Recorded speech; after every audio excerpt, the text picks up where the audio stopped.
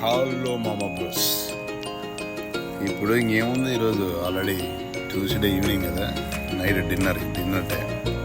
సరే, ఇంకా ఎప్పుడు చూసినా మనం ఒకసారి ఎప్పుడు ఇంట్లో కూర్చొని టేబుల్ మీద డైనింగ్ టేబుల్ కూర్చొని కంటే అప్పుడప్పుడు కింద కూర్చొని తింటే బాగుంటుంది. చిన్నప్పటి మా విలేజ్లో చిన్నప్పటి రోజులు గుర్తు చేసుకొని, సో ఇలా మా డెక్ మీద కూర్చొని ప్రశాంతంగా ఆకాశాన్ని చూస్తూ నేచర్ని గాలిని పీలుస్తూ ప్రశాంతంగా కింద కూర్చొని అన్నము, పప్పు, కాయసం, స్వీట్ తింటూ ఉంటే పప్పు నెయ్యి, మజ్జి మిరపకాయ, తర్వాత ఇంకా పొటాటో సమ్ ఫ్రై. సో అలా మనం ప్రశాంతంగా తిని పప్పు అన్నము, కొంచెం పొటాటో ఫ్రై,